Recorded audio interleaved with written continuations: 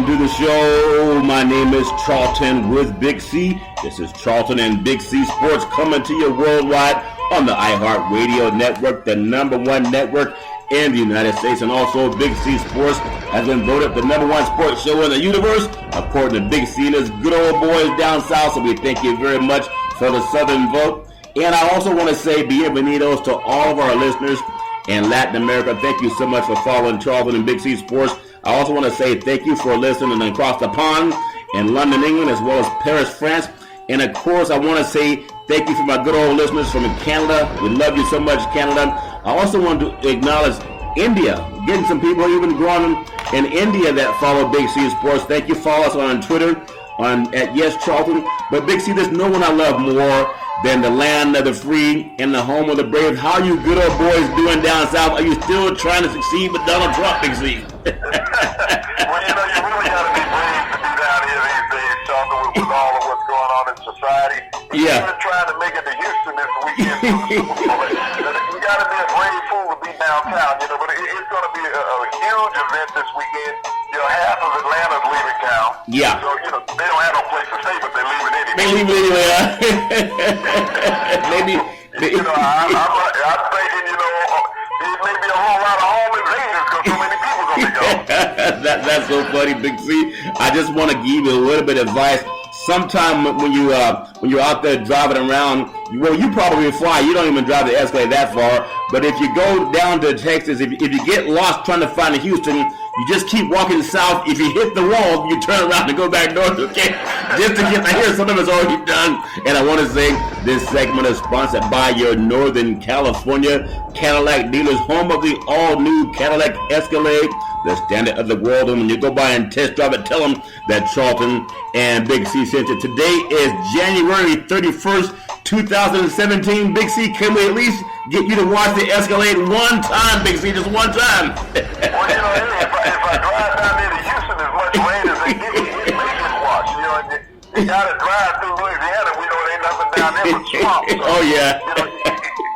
For some reason, it tries to avoid water, Charles. It's not that thirsty. Yeah. Well, I tell you, we talked about it earlier, and we had talked about Madison Baumgartner driving the Ford, and he gets out of the truck. It's all muddy. He walks back and wipes off the front part that says Ford on the grill.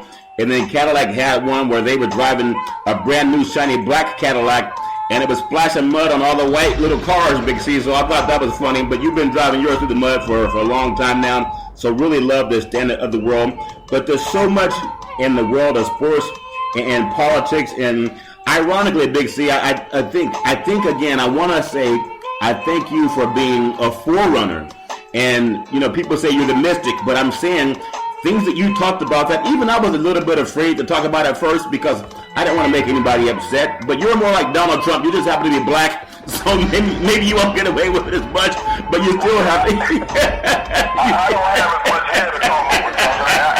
I'm not trying to fool people, but I'm not tall. Okay. I went bald before Jordan went bald.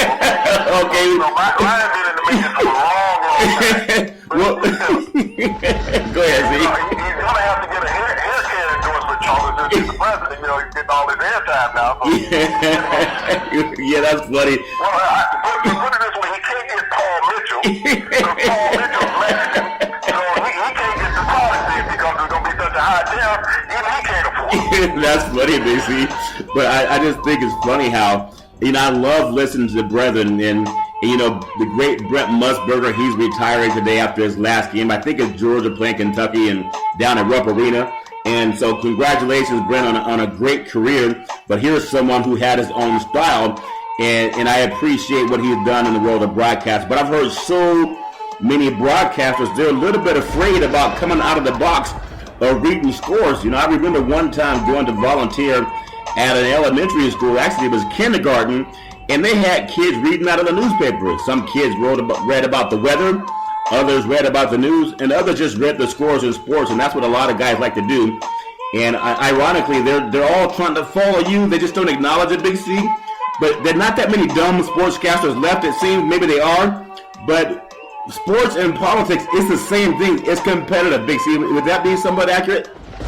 Well, Charlton, what you have to, you look at the campaigns that all these candidates launch, prior to their being elected, whether it's a senator, congressman, a local mayor, even the president of the United States.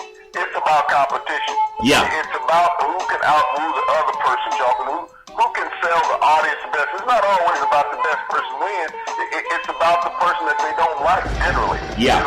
That's how you lose elections. It's not about being the better candidate. It's about being the most disliked. And it's all about competitiveness. You're out there, you're constantly going after your opponent. Yeah. Because you don't want to lose. And to have losers in life, Charlton, not many people, regardless of your background or your financial or ethnic or even social situation, you're not in life to lose. We are natural competitors. Yeah. And that's why when you look at sports in America is so great because we are born natural competitors. We compete for birth. I mean, if you look at twins in the womb, they're competing for space, Charlton. Yeah. They do that. So as you look all the way around, we have the Super Bowl coming up this weekend. You got a field that's going to have some 106 competitors out there. Yeah. Players, competing for the ultimate prize in football. You got officials competing to be the best at their game to get to the Super Bowl, and those that are there have been elected by everybody else to be the best. Yeah. And that comes from competitiveness. When you look at all of the sports broadcasters around the nation, Jonathan, whether they're on radio, television, print, everybody is being competitive, although a lot of them still in our stuff nowadays. Yeah. Competitive. Yeah. Please out there. Right. But when we look at that, but they're still being competitive. They're trying to see who can plagiarize the best of what we have. Yeah. How they can reconstruct it to almost make it not ours. Yeah. But, and I appreciate them for plagiarizing it. But it's a competitive nature out there, Charlton, and you do what you got to do. And I guess, one of the things about competitiveness, if you ain't cheating, you ain't trying. Yeah. And that's what everybody's doing with it. That's funny, Big Z. Ironically, and when we talked about it yesterday, and we were mentioning about both teams, great program they built over there at New England. But again, New England, over there in Boston, Massachusetts, there's some great universities over in Boston, whether it's UMass, the Minutemen, or whether it's Harvard, Big C, there's just so much of an educational system. And then you have the banking, they have, New York Mellon, they have a lot of people who do investment banking in Boston. And we talk about whether it's Faneuil Hall and the historic walk in Boston, some of the historic churches. They have the TD Gardens right now where the Boston Celtics play. I wish for some way they could have kept the old arena that they played with at the Boston Gardens. It was just an iconic place, even though it had bad floors for people to tear up their knees and mess up their feet, Big Z. But it was a great venue to watch sports. But what I love about Boston when I was back there, because of the great universities, and whether you're in Cambridge or just listening to some people who come out of that area educationally, it's a very progressive area of the country. It's not where you find a lot of sycophants and a lot of dumb people. And the great thing about America is we can all be different. But I just thought that Tom Brady dropped the ball when he was asked a few questions about Trump, and he has a hat that says "Make America Great Again." Now, maybe he didn't know that Trump was a bigot. Maybe he didn't know he was going to run on hatred and xenophobia and a hatred for religion, which is why a lot of Americans fled Europe anyway to come here, freedom of religion and expression. But he just dropped the ball when he says, "I just hope that we can all have fun." I mean, what an ignorant statement for someone who's been given a pedestal and fed with a silver spoon, unlike someone like, if you look at Colin Kaepernick, who was chastised so much for standing up against hate or sitting down against it. Again, Brady's given a silver spoon, Big C. Why is that? Well, Jonathan, it's twofold. People call him the golden boy forever, all right? So you can't treat him like you treat everybody else. I was watching his father the other day trying to deflect from Tom's relationship with Goodell. Trump. Yeah. He was getting on Roger Goodell about the Deflategate. Now, Tom proved during Deflategate that he wasn't honest, okay? Yeah. Because he destroyed his cellular phone. Oh, wait, hold on. Did he destroy his cellular phone, or is that an alternate fact, Big C? It's an alternative fact that he crushed his cell phone, okay, and had to go get a new one. Yeah. He understood that the hard drive needed to be killed in the cell phone, so he made sure that the hard drive was dead by whatever means possible. What was I saying? I said a minute ago, if you ain't cheating, you ain't trying. But why did Tom Brady destroy his. I'm sure he and Colin Kaepernick both destroyed their cell phones when people told Colin Kaepernick get the hell out of the country for standing up against Black Lives Matter and saying that he wants to bring attention to this police brutality against black men. But Tom Brady can stand up and support a worldwide bigot, a guy who's made the lives difficult for many people traveling in 7 foreign countries, Big C. But you can even applaud that he's not told to get the hell out of the country. That same Tom Brady? Well, and so, people who, took a bad stance on Roger Goodell about his pursuit of Tom Brady, maybe Roger Goodell knew something that everybody else didn't. You think? You think? The type of person that Tom Brady really is, regardless of being a Madison Avenue darling, Roger Goodell has detectives that know what's going on with Tom Brady. They know what type of life he lives. Yeah. It's like we talked about Tom Brady being nude on the beach. It got no coverage. But when you had the New York Giants receivers take off this shirt, Charles, they became criminals. They were villainized. Just for taking off this shirt, Tom Brady could walk around nude. It was okay because it was Tom Brady. But I'm seeing more and more that Roger Goodell was right in his pursuit of Tom Brady because he was dishonest. Well, and if you're dishonest there on the football, then you're going to put dishonesty towards the American public again when you come out to defending the president. Well, Big C. And that's what he's doing. All you got to do is, if Tom Brady didn't have the same beliefs of a Donald Trump, Charlton, all he has to say is that I've been associated with Donald Trump for many years. Yeah. And we've had a tremendous friendship. But I do not believe in all of his stances, his political stances. Yeah. Okay? Yeah. If he said that, then he could be an honest man. Yeah. But by not doing that, Charlton, is what he's saying is I stand beside Donald Trump, not behind him. I stand beside Donald Trump in his beliefs. Well, let me ask you this, because I know people might want to think, well, you guys are trying to make it a black-white thing, because that's what Donald Trump has done, and America's been that way. They made it a black-white thing with Colin Kaepernick, Charlton. We did not.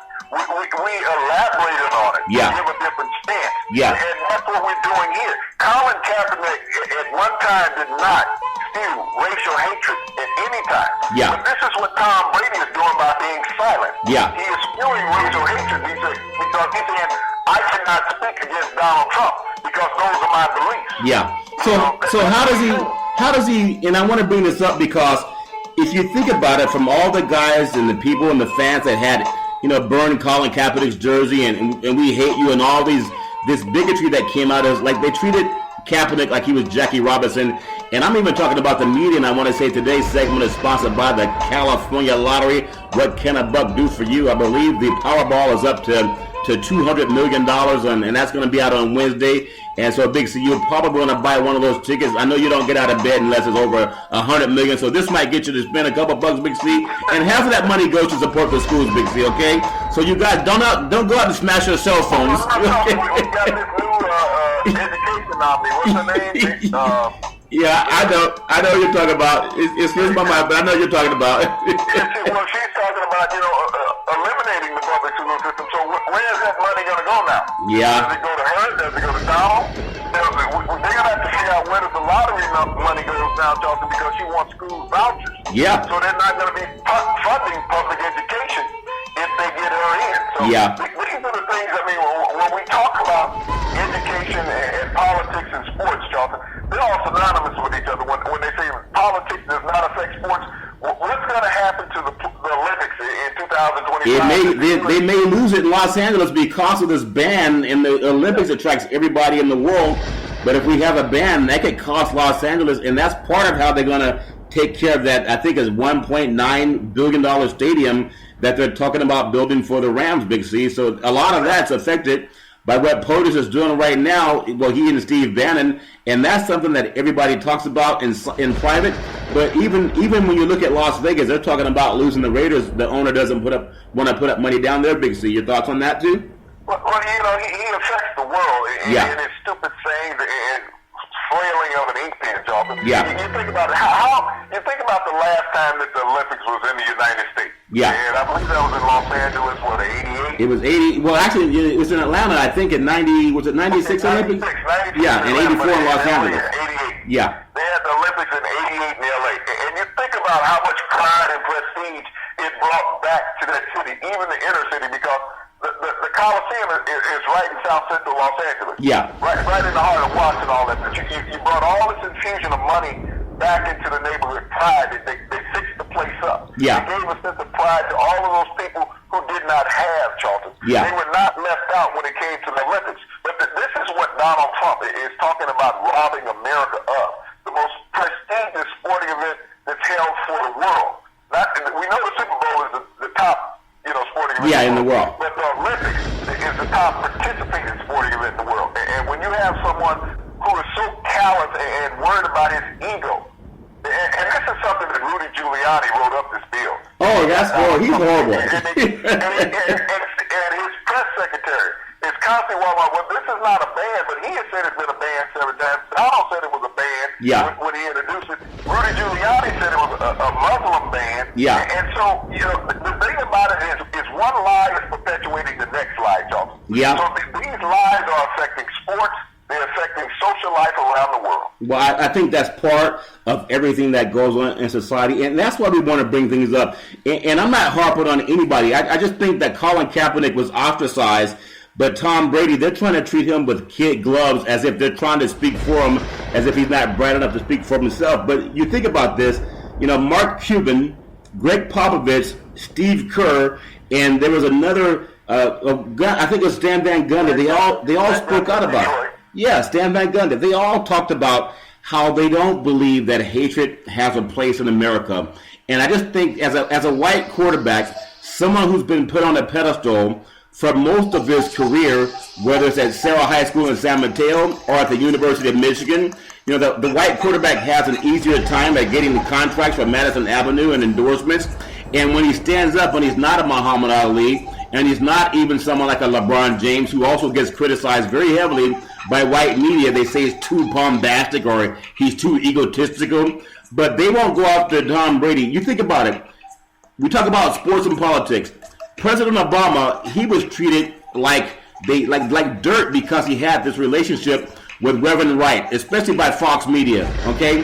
Here's a guy in Donald Trump that has a relationship with Bannon, who's known as part of the Breitbart and that Birther Nation crap, and part of this extreme right wing, and there's no chastisement. Put it this way, Charles. Yeah. The Aryan Nation, okay? Aryan Nation, yeah. The alt-right, the Aryan Nation, the modern-day Aryan Nation, that's what he's involved in, white supremacy. Yeah. And so if you're his right-hand man, that means that Donald Trump, this is what you believe in, white supremacy. This is what he talked about, taking things back.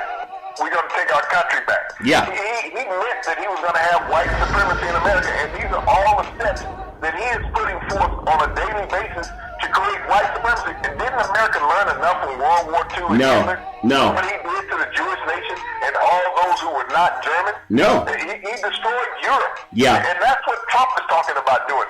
So ethnic cleansing, that's the only thing he has not said yet, is ethnic cleansing. Yeah. Well, they still want to get back into the Middle East, and hopefully that won't happen because a lot of people are standing up. And he said some negative things about Chuck Schumer, who actually had some family members back in the day that were actually murdered because of some of their beliefs too. And he said that he was doing fake tears. I just think, what a joke of an insensitive person as president. If Donald Trump were not a white male, he would not get away with it. And even the people that defend Brady and Trump, if President Obama was such a knucklehead and an idiot that spoke that way, no one would like him, Big C. And that's just a fact. And I do also want to say, as we get into the world of some of the NFL, we know we have Super Bowl weekend coming, but this is also, like, Houston is the eye of the storm. We're dealing with a state that we are ostracizing the people who live there that happen to be Mexican American, not the white Americans, but the Mexican American ones. And also we have this thing where you have the Super Bowl there, we have all the politics of the world landing there, Big C, if they can get on an airplane, and you have one of the greatest running backs in the history of that state of Texas, and Earl Campbell. I believe he played at Texas, and he's also walking on a cane and has had knee replacements and a lot of injuries. But he came out and said, for some reason, maybe he has CTE, and I respect him as a player, but he says the NFL is too soft when we have this concussion and the CTE issue where we're trying to protect people. We've had a lawsuit against the NFL, and I think it's several $100 million that was paid out. Here's Earl Campbell, who could benefit from that lawsuit, saying the league is too soft. Is he talking himself out of money, Big C? Your thoughts? Well, Earl got his settlement from the NFL, as many of those players have gotten already, Charlton, former players. Yeah. Earl got his multi-million-dollar settlement from the NFL about his catastrophic injury. Yeah. But Earl is saying that the NFL is too soft. Earl is not sitting here talking about his addiction to narcotics. Yeah. Prescription narcotics that he got from playing in this too soft NFL. Yeah. He's not talking about the dual knee replacement and the hip replacement, Charlton, that he received. Not talking about the back operation that he received from this too soft NFL. You know, it's easy. I'm a former player. Yeah. But I'm never going to say the game is too soft. We all played it because we loved it, Charlton. Yeah. The love of the game. But the 15 operations that I had, they came from the love of the game. Would I do it again? Yes, I would. Yeah. But damn, they get paid a lot more now. Yeah.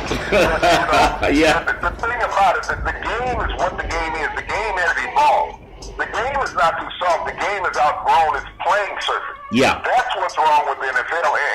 And until we look at owners willing to take a little less money and players willing to take a little less money and take out a few rows of seats, Yeah. these catastrophic injuries in the NFL will continue to escalate. And that's what we have to look at. You know, one of the things that, you know, these former players, and so many of them were angry and bitter Yeah. because of the money that they didn't make, Charlton. And Yeah. Earl made a good living playing ball. You know, he did.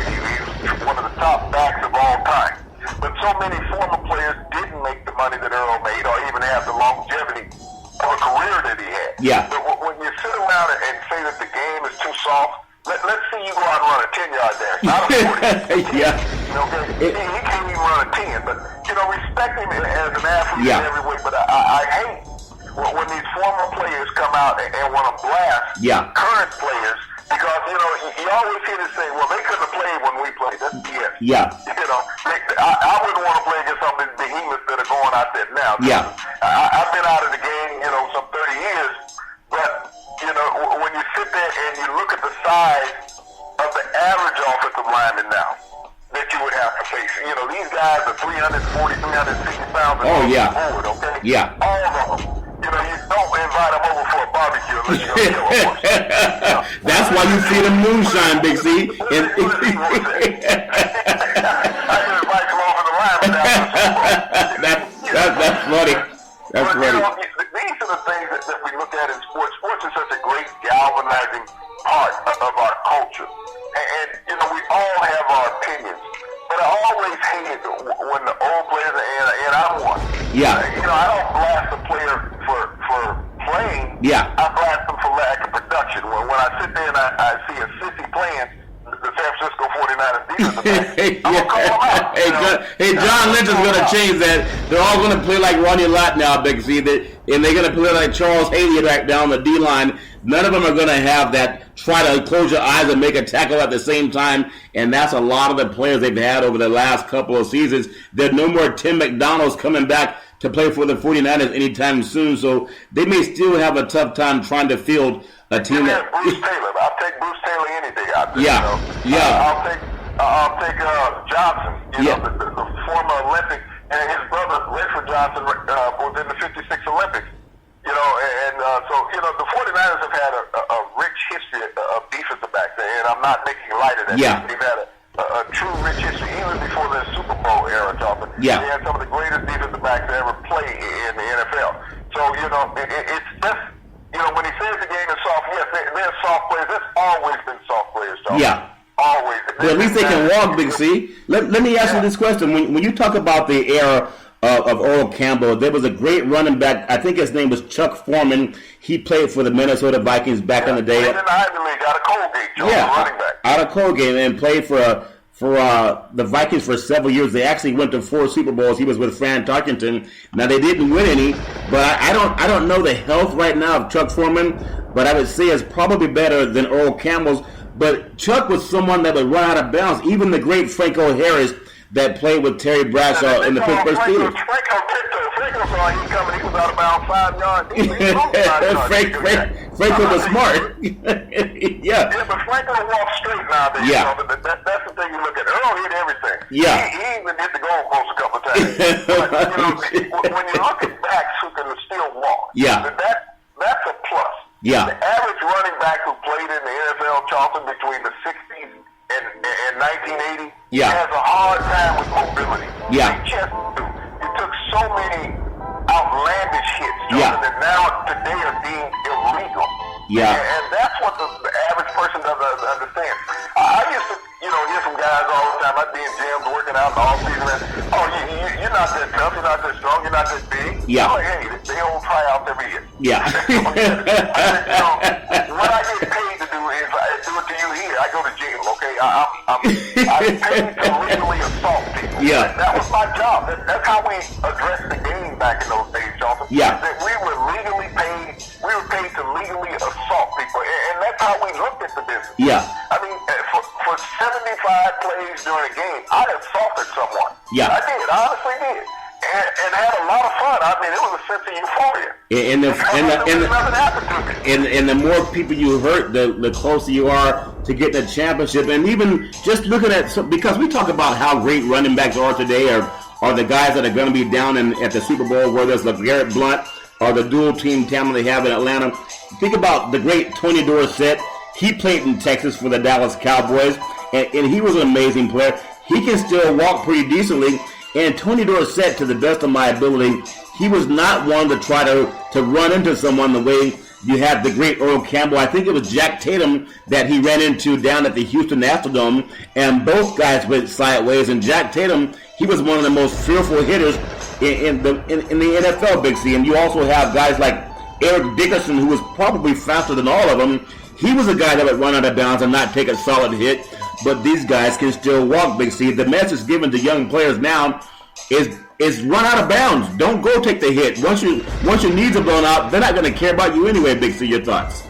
Well, it is very true, Jonathan. When you go over the course of running backs who made it to the Hall of Fame, yes, there's been some power runners, but there's also been a lot of scat runners, Jonathan, that avoided those hits. Yeah. And that's longevity, Live to run another down. It was always the same. Yeah. Live to run another down. And there's something about bravery. It's even something about bravery in sports. Yeah. But there's also this bigger thing called reality. Yeah. And this was prior to concussion protocol, Jonathan. Some back would avoid those hits, and I remember everybody used to get on Franco about that. Yeah. Take it down, take a hit. Like, nope.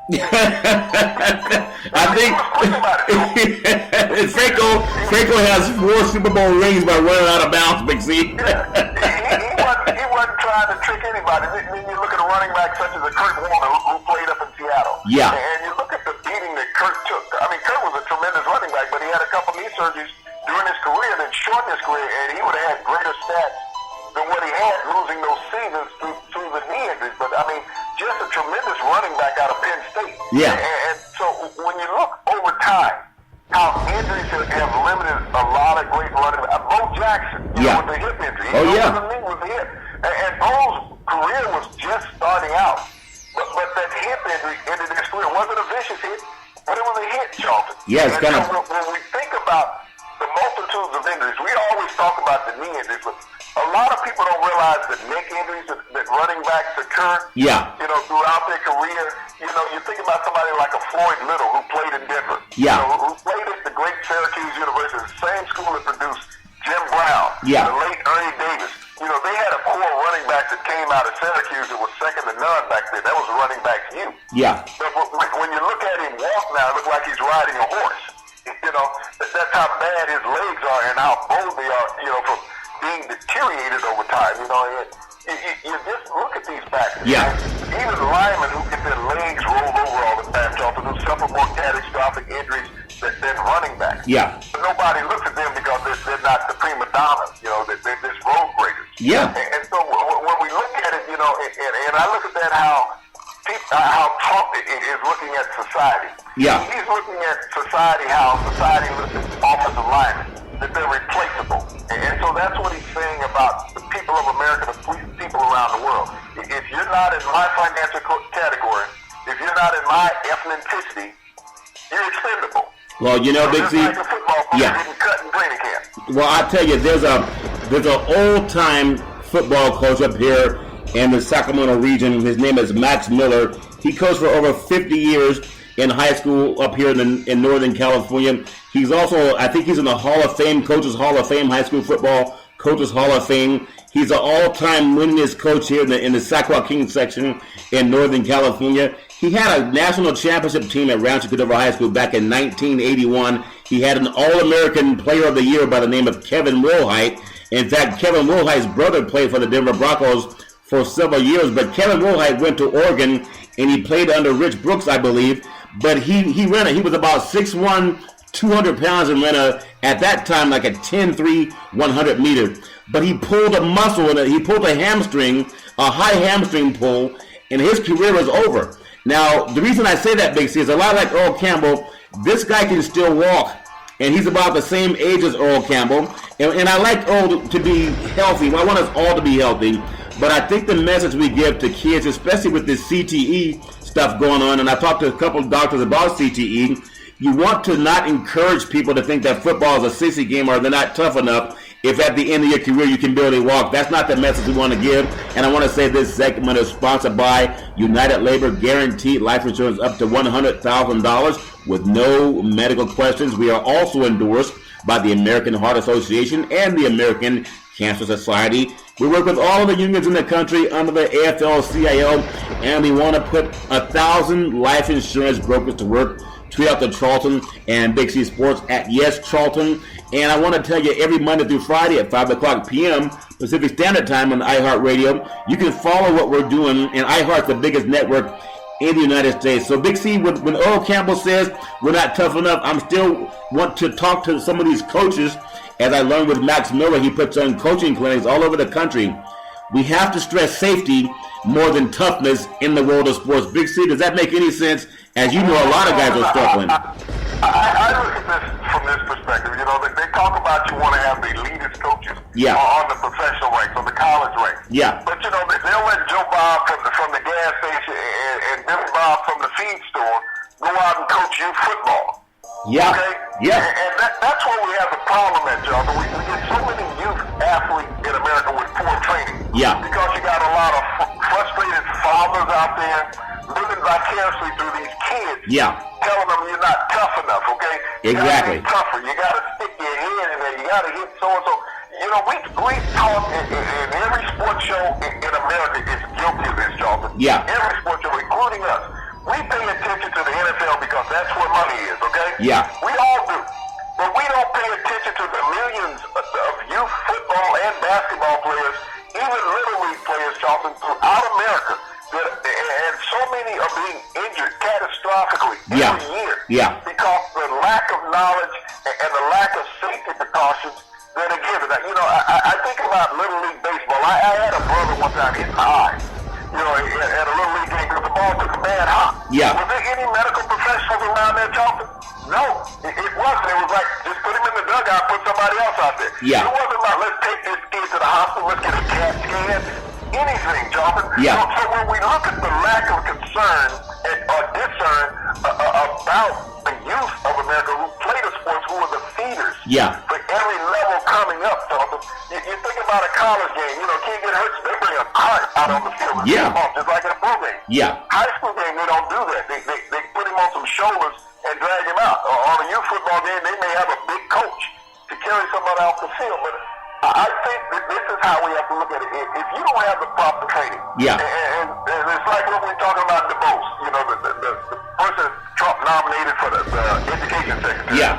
When she's talking about not fulfilling the educational guidelines of the public school system. Yeah. Let's go to the private hospital. That's the same thing when we look at youth sports, Charlton. The guidelines for youth sports safety, it's much different than college and professional. And I understand that there's a lot more youth, but Charlton, there's a lot more qualified people throughout America that they don't participate in this because there's no money involved. Oh, yeah. It's not about the love of the game, but you gotta love kids, Charlton. If it's not your own, even somebody else's. Yeah. You gotta love and want for their protection because you watch all the medical experts at these games, and I know when we played, there was always a couple of ambulances in the stadium. Yeah. Just as a precautionary thing, in case something happened, there was at least 2 ambulances in the stadium, Charlton, at all times. If one had to leave, another one took its place. Yeah. But you don't get this at these youth events, and you know, you always got to be concerned about it. If one of these players go down, and I wish that these broadcast networks would really give the true statistics on the injuries at the youth level, and they're readily available, Charlton. Every league has it in every community that sponsor these teams. They have the injury statistics, but we don't hear that from ESPN because they're not trying to scare anybody. Yeah. And the NFL and the college ranks need feeder programs. Yeah. But if you eliminate the youth program, they're going to say, well, then football won't be what it was. Now, if you go back and look at the Hall of Fame, Charlton, the NFL Hall of Fame. Yeah. Okay, I think youth football was started in America around 1973, Pop Warner, somewhere around that. Yeah. I mean, take that back, about 1970. Okay. Pop Warner started in America. Now, I got to think about how many players were in the NFL Hall of Fame prior to Pop Warner starting. Yeah, that's true. And then even at that time, if you think about from 1970 and you add maybe 45, maybe 50 years to that, Charlton. Well, Big C, don't challenge my math right now. I don't know the answer to that. Okay. Go ahead. So those players that were the initial players in Pop Warner, there may be a dozen, maybe 15 of them in the Hall of Fame now. Yeah. From that early stage. Yeah. But it didn't increase volume of electing players. The NFL talent didn't increase any, Charlton, because of Pop Warner. Right. The only thing that increased because of Pop Warner football development is the amount of injuries that have occurred to underage youth that can no longer go and have the aspiration of playing college football, Charlton, because of knee injuries, shoulder injuries, neck injuries, several paralyzations, Charlton, dozens of them. Okay, these are the things that have occurred from youth football, yes. And everybody gets a participation trophy, Charlton. Yeah. Everybody. You show up, you never play, you got a participation trophy. I still got some trophies from way back in the day that reminds me, Big C, of this commercial where this parent took his kid to a sporting event, and the kid got a trophy that said participant, and the dad kind of got mad. He tore up the sign and wrote first place or something of that nature because he wants his kid to compete for winning, Big C. And I just want to bring this up too. I was watching the program. It was actually on ESPN, and this coincides with what Earl Campbell has been talking about. Again, a great running back for the NFL Hall of Famer. And this young kids, they couldn't be more than 12 years old, maybe 10 to 12. And they were doing this drill, where the coaches have you line up and you run as hard as you can. You try to knock the other guy out. Call the shotgun drill. Yeah, that drill. And you can see this kid was concussed because he laid on the ground for about a good 20 seconds. And you know what the coach said? He gave one of those Earl Campbell pep talks. He said, "You're being soft. You're not hurt. Get up. It doesn't hurt. I know you can do it." And I'm thinking, what parent would have their kid under the tutelage of that coach? Now, ESPN had it on TV, but they didn't admonish the coach or the program. These are the guys that are supervising the youth of America. Yeah. You have to have, the coach in college, Charlton, you got to have a degree. Yeah. Okay? You have to have a degree, but the coach in Pop Warner, Charlton, all you got to do is have a whistle. Yeah. That's it. Whether you find it on the street or you go to the sporting goods store, get it out of Cracker Jack box. Hey, look, we know you don't need experience to do anything. Look at Dan and look at Donald Trump. You don't need to have experience. You just got to talk loud and keep telling a lie. I think it was Stephanopoulos. He was telling one of the Trump good old boys about some stat that came up about politics. And he said, listen, just because you tell a lie over and over and over again, it doesn't make it true. And the guy felt a little bit embarrassed. But we see that going on in politics. So a lot of coaches, they don't have to have experience. They just got to keep lying enough. And maybe some people, because they won't vet it, they'll just keep listening to it, Big C. But I do want to just say this acknowledgement to all of the parents out there, because I'm around youth football too. If you know any coach that's just going above, I guess, crossing the line, I guess there's no line now with Donald Trump in office. But if someone's being abusive or divisive, you can report that person to their sports league. I even had a league here in Northern California watching youth basketball, and one of the coaches wanted to fight one of the kids, and the kid's like 14. Well, those coaches turned that other coach into the league, and they fired the guy. So for you parents, ESPN didn't admonish this coach that was yelling at this little 12-year-old kid about get up, be tough, you're not hurt. And instead of acknowledging that we need to fix this problem, they just went on to another story about the Super Bowl, Big C. I also want to say this segment is sponsored by One Life America Life Insurance. We're the leaders in the country when it comes to final expense. We're also looking to hire over 1,000 licensed insurance brokers, and we'll pay your E&O insurance up to $1 million per agent. Now, who does that? You tweet out the Charlton and Big C Sports on the iHeart Radio Network, and we're looking to put Americans back to work, Big C. And also, I want to just bring this point up, too, because we talked about the great Earl Campbell and a lot of the youth football that's happening all over the country. We talked about Tom Brady and how the media wants to protect him. The same media that told Colin Kaepernick get the hell out of the country for standing up against police brutality, but they're feeding Tom with golden gloves. It's like I heard some guys on the radio saying, I don't even know if I'm doing a sports show now because I just want to read the scores. Well, he can do that. You can go down to elementary school and they'll read scores to you.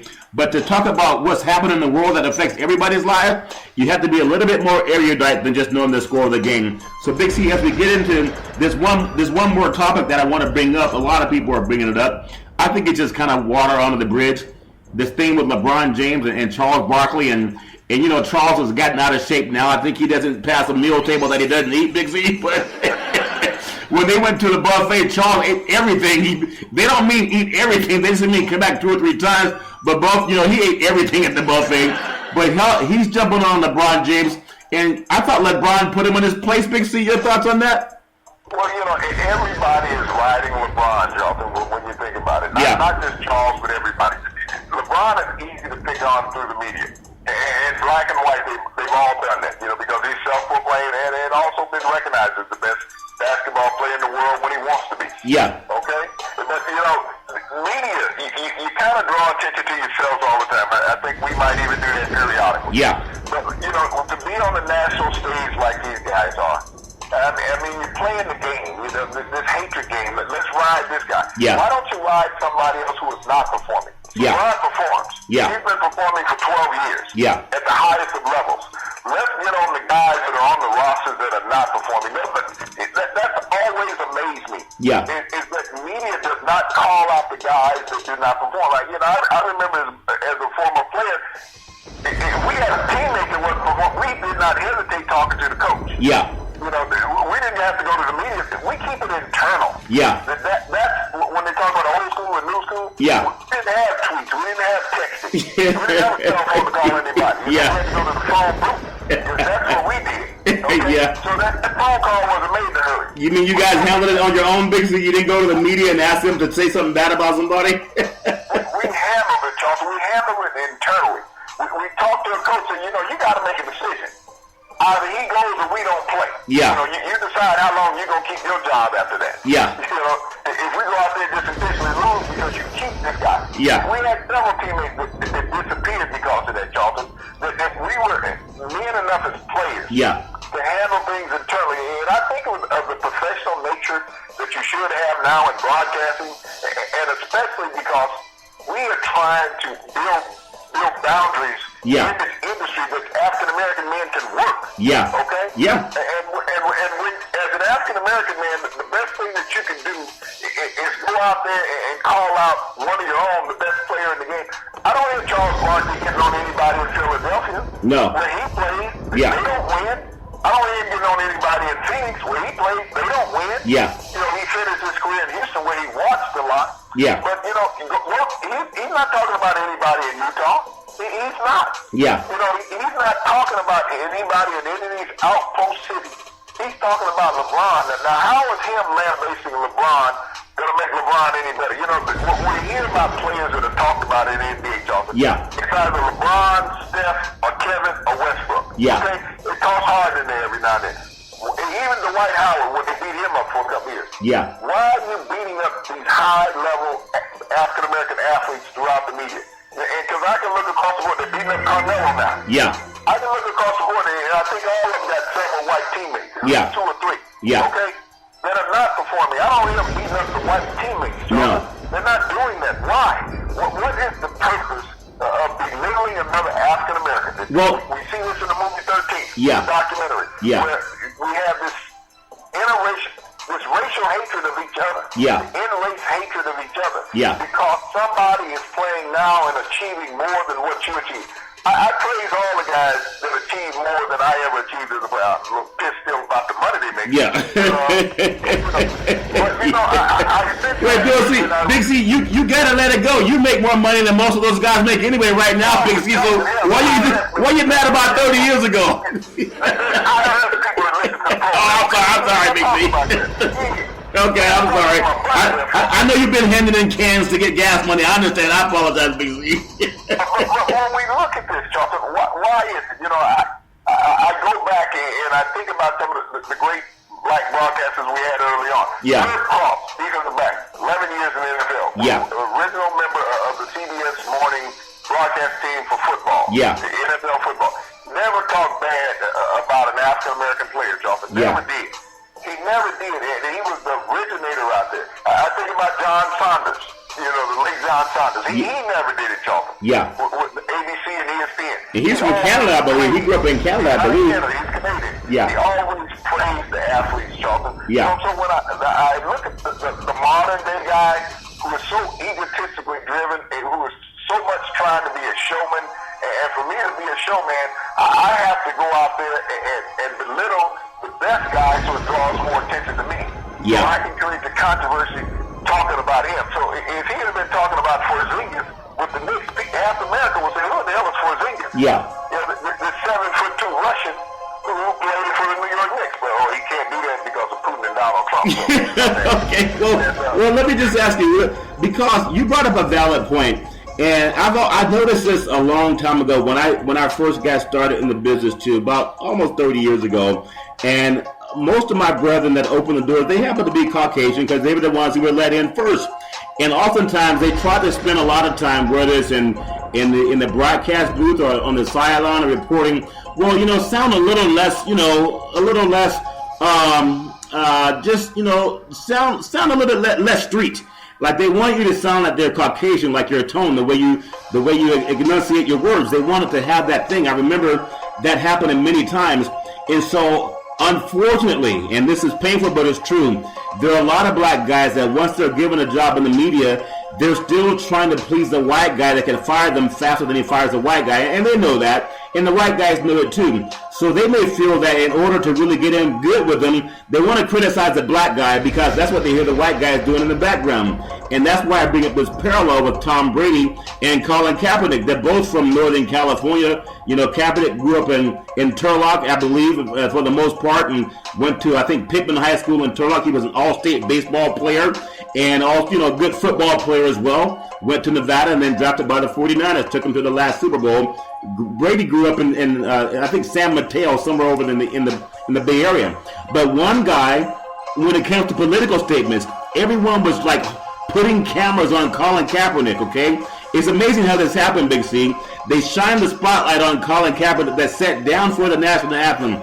He didn't get up and put a hat on his head and say, "Make America Great Again." That's authored by one of the biggest we've had in the history of our country, and Donald Trump and Bannon. You know, Tom Brady's wearing their hat. Imagine if Barack Obama wore that hat, or someone else wore a hat of someone who was considered egregious. You know, Kaepernick never did that. And Kaepernick's very well spoken, but most of the white media, they were talking about go back to Africa and get the hell out of the country. Nothing of that nature to Tom Brady about wearing a hat of a brazen bigot, Big C. You see the difference there? Well, it's a total difference, Charlton, because those people who would not criticize Brady have the same stance as Brady and Donald Trump. But this is the thing you have to recognize more so than anything else, Charlton. I'm not calling America a racist country, but we have racial divide in this country. Okay? Yeah. And Donald Trump speaks about that clearly, that he needs racial divide. Yeah. But, you know, when you back the guy, you back the guy. And when you back it, those are your beliefs. Yeah. Your beliefs are his beliefs. Yeah. And you can't separate it. So, well, I don't agree with him on this, but I agree with him on that. Yeah. When you elected the guy based on his beliefs, Charlton. Yeah. Not because of anything else. And his beliefs are whole, all in one. And so when you back a guy, when you're at his house and you're hanging out with him, I'm not going to go down the street, Charlton, to the guy's house that I don't like. Yeah. Just to hang out. Because we live on the same street. Yeah. We can hang out, even though we don't like each other. Yeah. That's basically what people try to lie and say. If you don't like them, you don't like them. If you love them, you'll be there all the time. Yeah. You know, and this is the scenario here. Yeah. This is not new with Tom Brady and Donald Trump. This relationship just didn't start. Yeah. But see, Kraft said that this relationship didn't start. This has been a long-standing relationship that we have had. Yeah. And I think Kraft was one of the guys who backed Trump in trying to get the bill. Yeah. When he wanted to get the Buffalo Bills, but the NFL said, "Hell no, we're not dealing with this." Okay? Exactly. And the thing I bring up with that is because because we're intelligent, we're not just going to read the scores like some of these other dumb reporters out there. But when you have Donald Trump, he and Bannon started this birther movement against President Obama. Show me your birth certificate. Show me that you're not from Kenya. Well, when they were asking Tom Brady about some of his evidence, he smashed his cell phone. President Obama didn't smash anything. We know this birth certificate is real. But this bigot Donald Trump, he started this division that a lot of dumb people fall for. And then you have Tom Brady, the sycophant, wearing his hat. That's like saying he agrees with him. You say he smashed his cell phone. When the hell did Tom Brady ever pick up a hammer? Okay, this way, other than smashing a cell phone, that's the only time Tom Brady picked up a hammer was to smash his cell phone. So why is smashing an iPhone 6? Why? Because the NFL wanted it, because you had these text messages between you and someone else in relationship to the football, what to do. Yeah. And so you were getting rid of evidence. You don't smash yourself up. I don't know of anybody. You got a 12-year-old grandson who won't smash his cell phone because it's the most cherishable possession. You think about that. He ain't getting rid of nothing. Yeah. He'll walk around. He got his fingerprint stuck in the phone. Yeah. It's like a hand grip. Yeah. So Tom Brady smashes his cell phone. How, Charlton? That's the question. How? Even in smashing it, he wouldn't deliver it. He just had to go get a new one. Yeah. Oh, but your chips still work. Think about that. Yeah. Everybody who gets a new cell phone transfers chips out of their phone, download information. So you're going to tell me that he went and downloaded each one of those phone numbers he had in that phone, Charlton, individually, one at a time, and had them all in there within a couple days? Come on, man. How big the lie got to get? Yeah, see, now the media... About that, you lie about your feelings and your affiliation with Donald Trump. Yeah. The media needs to call Tom Brady out. Let's be honest. Anybody else. Just all players in the NFL who's taken any political stance in the NBA and Major League Baseball over time. Every African-American player who's taken a political stance, that's been the first damn thing to come out and report us out. Well, tell us about your feelings on this. Yeah, that's very, very true. And so, I grew up around black and white men and Hispanic men and Jews, and I grew up with Asian men and Native Americans. And what we did and what I learned was you help your brother when he's in need, no matter what color he is. Isn't that what Willie McGinnis called him, brother? Yeah, that's what Willie McGinnis. Hey, brother, love you, brother. And that same brother he loves is willing to support a guy that wants to do stop and frisk against Willie McGinnis. He ain't gonna stop and frisk Tom Brady and his family. They're looking for black men and Hispanics, and that's why I'm saying there's a lot of dumb guys that just have jobs on TV, and they won't even question anyone for calling them the N-word tacitly. If you support someone who wants to stop and frisk the majority of people of color, and they want to build a wall from Mexico and not to Canada and Europe, and you're going to hug that guy and tell him you love him? I mean, you're going to introduce him to your mother who went through the garbage and civil rights and all the marches, and you're going to say, Mom, we're going to support this guy and love him, the same guy that's supporting the guy that's against us. And that's a fact, Big C. And I know some guys are afraid because they don't have a backbone to them. But if we're doing wrong, don't you want someone to tell you need to straighten up? You don't have to wait for the media to do it. Why aren't his own teammates saying, you have a chance right now to unite this country, the ones who have been, sycophants enough to believe in you? At least come out and have like 10% of Muhammad Ali in your blood, Big C. Is that too much to ask just because he's Caucasian, Big C? We talked about the elitist athletes going out and making a stand. I remember after the ESPYs on ESPN. Yeah. When we had the basketball players up there on stage, LeBron, Carmelo, Dwayne Wade, you get Chris Paul, yeah. Making a social conscious stance, making a statement about the injustices that are going on. We're not talking about racial inequity. We're talking about the injustice. Are you saying that Tom Brady can give those guys? Are you saying that Tom Brady can give that hat that says "Make America Great Again" to LeBron James, Chris Paul, Dwayne Wade, and Chris Bosh, Big C, and they say, "Thank you, Tom. We love you, brother"? Are you saying that, Big C? I wonder how many are he willing to pass out in his locker room? Okay, Jonathan. Not go to these guys, other sports, but in his own locker room, how many of them would he pass around? Yeah, I mean, what goes on in locker room, the internal strife, you keep it there, okay? Yeah. You don't take it out in public. That's just the misnomer that we have. We don't do that.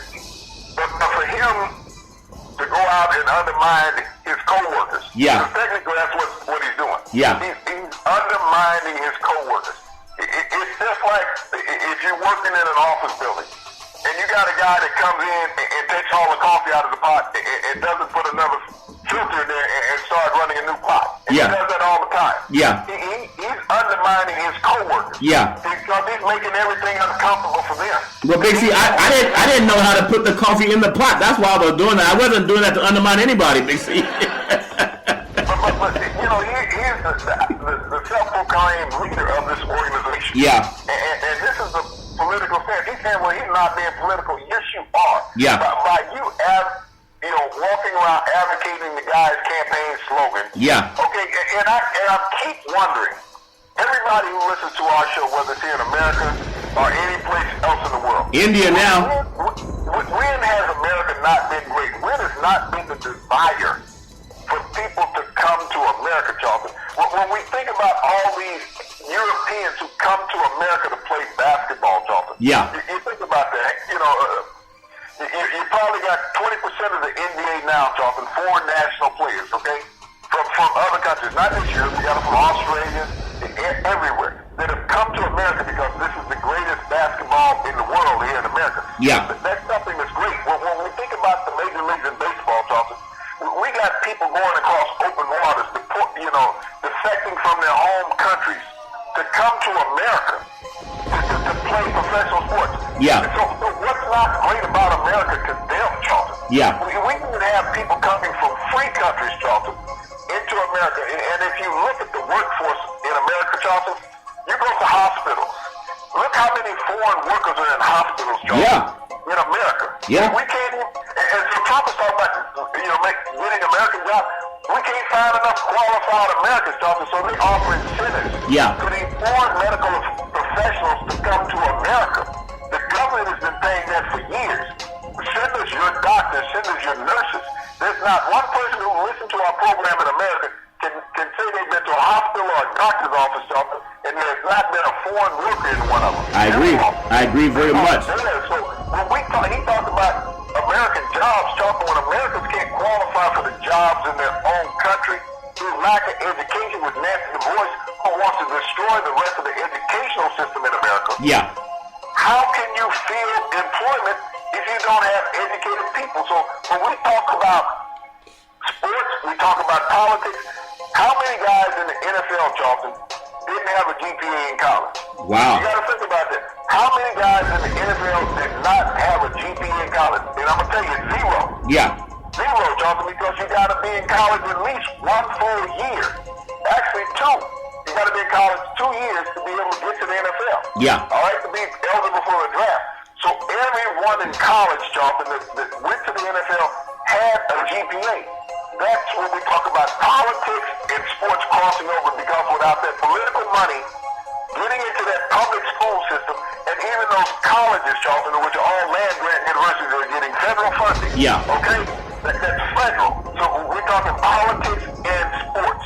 Without that funding to keep these universities going, how do they get to the pro ranks, Charlton? This is when people say there's no parallel. Yeah. There's nothing but a parallel. Every one of those guys that are on television, okay, Charlton? Everyone that's on radio, that went to a university, they all had grant money from the government of some sort. Yeah. So the government helped fund their education so that they can go on and talk about other people. Yeah. So don't sit here and say politics and sports don't mix, because politics allowed you to get an education from kindergarten on up. All right? Yeah, They funded your kindergarten program. That is. They funded your grammar school program. They funded your high school program. And they funded your college program, Charlton. So they're synonymous with each other. Well, Big C, that is very well said. And it's funny because when I grew up, when somebody was doing wrong, right, when they were quiet, Tommy Smith took a stance. And you have so many other athletes that took a stance, and it made the world better. Jackie Robinson went through hell, and the same kind of vitriol that he was being spat upon and called the N-word, and that hate mentality that Donald Trump espouses. And then you have Tom Brady, who smashes a cell phone, but he won't smash that "Keep America" or "Make America Great Again" hat by Donald Trump, and he sees all the divisiveness in the country that's caused by Donald Trump. And don't matter whether you're Democrat or Republican, a bigot is a bigot, and you had 1 million people in Boston marching against that hatred, and he's just a sycophant, and they want to say, isn't he great? Isn't he wonderful? This is Tom Brady. I wish they would treat him like he's black, even for just one day, and ask him 99 questions. I also want to say, I wonder how he felt. You know, he's a married man. Yeah. I wonder how he felt when all those women were marching in Boston. He didn't care. He didn't care against Donald Trump and his rhetoric. Yeah. Okay? The women in Boston saying, Tom, we don't agree with your friend. Yeah. Did he care? You were probably right when you said he didn't care because they were irrelevant. All he cared about was that they bought a ticket to the game. Yeah, just buy a ticket. That's all he cared about. He didn't care about their personal feelings, about their personal rights as people because Tom is a multi-millionaire and he never has to worry about health care. Yeah. Okay? He never has to worry about, not paying a bill so he can pay a bill. Yeah. Okay? He doesn't have to worry about, can I buy my kids this pair of shoes? Okay? Or do I buy him the jacket for wintertime? I know the toes about out, but he needs the jacket also that's ripped and taffet. He doesn't have to make the decision that most of these women that were marching have to make, Charlton. He wouldn't have had to drive to, 1,500 miles to get to D.C. like a family from Wyoming to drive there to be a part of the march, a mother and her 3 daughters. He would have took a private chopper. Well, the one thing that I'm more concerned about, because a lot of African-American teammates have made him, a championship quarterback over the years and helped him have a winning record. But when it comes to stop and frisk, and you have Giuliani, you have Trump, and you have Bannon, are they stopping frisking white kids, or are they looking at guys that look more like, who's that guy that calls him brother, Willie McGinnis and LeGarrette Blount, Big C? Which one are they going to pull over? They got a black guy driving a nice car, a white guy driving. If stop and frisk goes, which is unconstitutional, if Tom Brady's friend Trump employs that again, he's not going to stop about 90% of the media because they're white too. So which one would be stop and frisk, Tom Brady or the brother on the NFL Network, Big C? Well, let's look at it this way. You got LeGarrette Blount, who has dreads, okay? Yeah. You got Julian Edelman, who has a beard, who looks like, a stalker from time to time. Yeah. but he wouldn't get stopped. Yeah. He wouldn't get stopped at all, but LeGarrette Blount would be pulled over every other block. Yeah. And that's just how the system is, Shelton. You look like me, I'm not going to bother you, okay? You look harmless. Yeah. But that guy there, he looks suspicious. That probable cause thing that American law built a long time ago, which was a law to stop black men, probable cause. There was probable cause we pulled him over. There was probable cause we wanted to go search his car. Yeah. Because it looked suspicious. Well, the car just came from the car wash. Yeah. That's what you're looking for, okay? Yeah, that's one of the reasons I don't clean lines. I want to hear these probable cause. Okay, I understand. One of the beautiful things about the escalade job is the phone system in it, okay? Yeah. Hit that button on speed dial to the attorney. Yeah. He's right there while you want to go through my car. And I tell every poor person, when you get pulled over by law enforcement, if you call 911, they can hear the call and they can hear what's going on. That's like taking your spare tire in your car, especially for men of color, because we know this racism exists and this racial profiling that exists. A lot of guys, they know it, but they don't want to believe it because it never happened to them or their kids. And Tom Brady is probably one of those kids. But when you get pulled over, just call 911. The call's recorded live to law enforcement. That may cut down on some of this police brutality crap that's been going on. The last thing I want to say, this segment is sponsored by Big C Sports. We are doing business credit, and we're taking applications all over the country to help you get your Dun & Bradstreet. Stop using your credit cards to start your business. Get funded through business credit. We have a step and a program that you can go through. And if you follow the program, it's almost guaranteed to work about 99% of the time.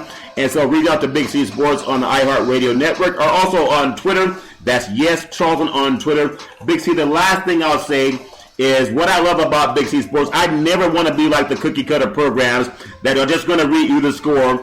But in paying homage to some of these cookie cutter programs, I will say this, that sometimes you just need someone to open a door for you. And in the world of broadcast, a lot of guys don't have the guts to tell the truth. Maybe they're just not educated enough to do it. But I think for any athlete, and we always say that athletes can connect the world. Let me tell you this about the truth in sports, okay? Yeah. You have to have a conscience to be able to tell the truth. Yeah. All right? And without a conscience and without carnal knowledge, how can you tell the truth? You can only read what's written down for you on a teleprompter. Yeah. These guys have not walked outside their environment. The only time that they're going to deal culturally is when they're interviewing an athlete. Yeah. Okay? They're not going to go hang out. That's not what they're going to do. Yeah. So to have a social impulse of what's going on in America, if I don't see it on TV as the average broadcaster, I'm not going to know. Yeah. When you talk about it, everybody talks about the troubles in Chicago. Yeah. And Chicago's not the only city. It just happens to be the most devastating city in America. Yeah. It goes on all over the place. But we talk about that. But how many times the sport, not even the sports, the news station, talk about the heroin addiction of white America. Yeah. They don't talk about that because that's a dirty little secret you want to keep. You don't want to talk about the opiate abuse of white America because, we'll get them in rehab. Yeah. Okay? It's not that bad. All they need is a little rehab. Yeah. They're stealing and robbing and committing crimes. And a lot of they did as many bad crimes as any other culture, Charlton. Yeah. It's just that because they can afford heroin, that means their parents can afford to get them into rehab. Yeah. Okay? It's a different financial economics when we look at, not social, because they're still just as bad as anybody else. But let's get equal recognition for the crimes and the drugs. We want to lock up African American kids for selling a little dime bag, as they call it, of marijuana on the corner. But we got a white kid walking around with 8 packs of heroin in his pocket, and all they do is get him in rehab. Or even, that's very true, Big C. And again, and I'll just leave it at this too, because it didn't stop Rush Limbaugh from having that illegal Oxycontin crap that he uses. Maybe that's... Two people talking. Yeah. Rush Limbaugh, charged by the feds for illegal possession of trafficking intent of Oxycontin. And Jim Hersey, the owner of the Colts, last year, winner, when he was caught with $27,000 of Oxycontin and $22,000 cash in the passenger seat of his car. They were going on a date. All 3 of them. Yeah. So, but he was never really charged. He was transporting. Yeah. He was in possession. You can't say that one individual is going to use that much, so it has to be with intention to distribute. So if they were black or Hispanic kids, what would have happened to them, Big C? They both be asking for a part. That's what they both be, because they would get 40 years apiece, Charlton. But you got these 2 white millionaires, both with possession of over $20,000 of an illegal substance, a controllable substance, a narcotic, an opiate. Yeah. And all you do is say, hey, just pay a fine. It's okay. Wow. There's no justice, Charlton. There's an uneven justice system in America. We can always talk about that. Saying, well, if they weren't locked up, if they had done something illegal, they wouldn't be locked up. Yeah. And we witness white men doing illegal things every day in America. Yeah. And the whole society does. And yet they do not get locked up. You watch rich white kids, around this area where I am, they call the heroin triangle where I live. Yeah. Okay? In the last 3 years, Charlton, they've had 246 opiate deaths. Wow. In the last 3 years, 246 opiate deaths. And that's in a wealthy neighborhood. That's in wealthy neighborhood. But this doesn't get talked about on the news on a regular basis. Because this is, we don't want that little dirty secret out. Yeah. This is just not here, Charlton. This is across America. Opiates are easier to get right now, Charlton, than it is to get marijuana. And marijuana is legal in a lot of states, but opiates are still easy to get. And they give that rush high that these kids get hooked on and they can't walk away. People talk about marijuana's addicting. No, heroin's addicting, Charlton. Yeah. That's what addicting is. That's the drug of choice for white America. It's just like if you get caught with crack, Charlton, and you're minority, you're going to jail. You get caught with cocaine and you're white, you're going to rehab, Charlton. Well, and that's what I love about our program with politics and Hollywood, and we talk about things that's real. This is real talk, because the Super Bowl is going to bring everybody together from all cultures. But if you're a spokesperson and you drop the ball, whether you have the opportunity to say anything that can galvanize our country about the unequal treatment of people, whether it's against women or men of color or poor Caucasian people, you have a chance to say that. And that's why I'm disappointed in Tom Brady and even the media that's kissing his butt when they told Kaepernick to get the hell out of the country. From Bobby Knight to Mike Ditka to Dabu Sweeney, they said nothing about wearing this hat that represents bigotry, make America great again, right? It's always been great. Big C, I'll let you close out. I know we got a lot of things going on in the world of sports and politics, but I believe that we talk about the cavity that makes someone go to the dentist so they can fix it. You don't keep it closed and keep it hush-hush and never let it get repaired. So in the last minute, Big C, what would you say, and just how can we keep our country great by having people talk about what's good and bad, because we love America, Big C? Your thoughts? Well, Charlton, it's like you started out the program. So many sports broadcast announcers. I just want to do sports, and I don't want politics.